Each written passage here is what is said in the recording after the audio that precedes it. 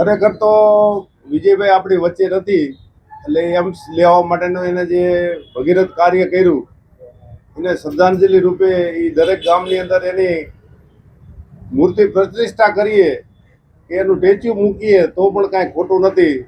તો આ તકે નરેન્દ્રભાઈ મોદી, અમિતભાઈ શાહ, આપણા ગુજરાતના હાલના મુખ્યમંત્રી ભૂપેન્દ્ર પટેલ, આપણા ડેપ્યુટી સીએમ હર્ષભાઈ, અમારા પ્રદેશ પ્રમુખ જગદીશ વિશ્વકર્મા સાહેબ, આમ તો મોટા ભાગે વાકેફ કરીને આજે રસ્તો બિસ્માર હાલતમાં હતો, એ ખૂબ દર્દીઓને ને બધાને તકલીફ પડતી હતી. વાત એવી હતી કે કોણ આ રસ્તો કરશે, એ પણ ગઈકાલે ક્લિયર થઈ ગયું કે કાર્યપાલક ઇજનેર જિલ્લા પંચાયતના જે છે એ સ્ટેટના ચાર્જમાં હતા. સ્ટેટના ચાર્જમાંથી જિલ્લા પંચાયત સ્ટેટ બે ભેગું હતું એમ. એટલે ગઈકાલે બધું સરકાર આરે બધાએ પરામર્શ કરીને એવા નિર્ણય ઉપાય આવ્યા કે હવે રસ્તો કાંઈ પણ ખરાબ થાય, આજે રસ્તો ચાલુ થઈ ગયો એમ.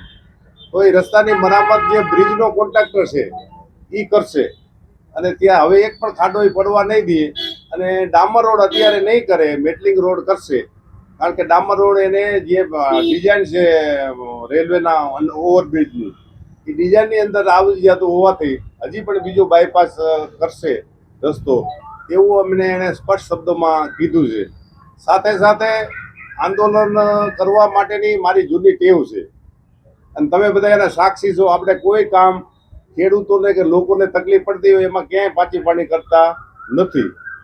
સાથે સાથે મેં બીજી પણ વાત કરી છે કે હમણાં જ આ વરસાદ વરુણદેવ બધે રીજે છે ને આપણે રીજતા નથી ને કાલથી શ્રાવણ મહિનો ચાલુ થાય છે. અમાસ મહાદેવને પણ પ્રાર્થના કરી કે વહેલા વહેલી તકે આજુબાજુના ગામડામાં ચાલુ થઈ ગયો તો મેઘરાજા પણ આપણી ઉપર કૃપા કરે, અને દરેક ગામોની અંદર જે ચેકડેમમાં થોડા થોડા પાણી આવ્યા છે તો ખૂબ જ આજુબાજુના વિસ્તારની અંદર કચરો છે, એટલે રૂડાને અને બધા લોકો આરે પરામર્શ કરીને જિલ્લા પંચાયત આરે કરીને તાત્કાલિક કચરો પણ ઉપાડી લેવામાં આવશે, એવું પણ ગઈકાલે એક વચન મળ્યું છે.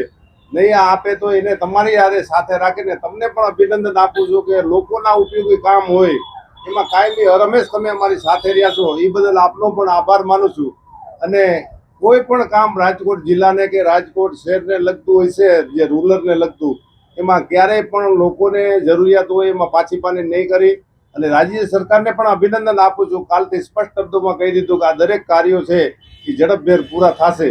આના માટે થઈ મૂળ વાત એવી હતી કે જે કોન્ટ્રાક્ટર છે એ રેલવેને એક ડિઝાઇન મંજૂર કર્યા પછી એને એવું લાગ્યું કે આને બીજો પિલર પણ મૂકવો પડશે, એટલે ડિઝાઇન ચેન્જીસ કરવાની વાતને હિસાબે વાર લાગી. આખે આખું કાર્ય જે કોન્ટ્રાક્ટર છે એમને કરવાનું છે. એમને પણ મારી યારે ટેલિફોન એક વાત થઈ, અને હજી તમે કહો તો હમણાં લાઈવ કરી દઉં એને કામ થાય છે. આવું ભાજપના નેતાને આંદોલન કરવું પડે એવું નહીં એમ, પણ મારો વ્યક્તિગત સ્વભાવ જ એવો છે એમ કે ભાઈ આ કામ કોઈ પણ ભોગે લોકોને ઉપયોગી હોય આપણે કરવું જ પડે એમ. અને એમાં રાજ્ય સરકારે તો પહેલેથી સૂચના આપી જ દીધી હતી એમ. હજી નિગમ જ મળશે કે થશે કામ અત્યારે ચાલુ થઈ ગયું છે. આપણે અહીંથી ત્યાં સ્થળ ઉપર જવું હોય તો રોડ બનવા માંડ્યો. ભાઈ તમે એવું માનો છો કે લોકોના પ્રશ્નો હોય તો કોઈ પણ પાર્ટી હોય અથવા તો કોઈ પણ આગેવાન હોય એમને લોકોની પડખે રહી અથવા ખેડૂતો કે ગામ લોકોની પડખે રહીને પ્રશ્નોનું નિરાકરણ આ રીતે લાવવું 100% અધિકારીઓની આંખ ખોલવી 100% લેવું જોઈએ. બીજા નંબરમાં કે હવે કોઈ એવો સમય નથી કે તમે આયા કરો, લોકો કામ જોઈ છે લોકોને, અને કામ કરવું પડશે. 95 થી તમે અમારા સાક્ષી છો. અમે સંગઠનમાં પણ કામ કર્યું છે, જિલ્લા પંચાયતમાં કામ કર્યું છે, કોઈ લલિયા વેડાના કામ કર્યા જ નથી એમ. જે કામ કર્યા છે લોકોની વચ્ચે રહીને વટથી કર્યા છે. અને હજી પણ અમારી ટીમોની બધી સક્રિય કરી, અને જિલ્લાની નવી ટીમો આવી છે, તાલુકાની નવી ટીમો આવી છે, એની પાસે પણ સતત પ્રવાસો કરાવશું. અને ગામના ખેડૂતોને, નાના વર્ગને જેને જેને જે જરૂરિયાત હોય એ ગામે જઈને પૂરી પડાવશું એમ.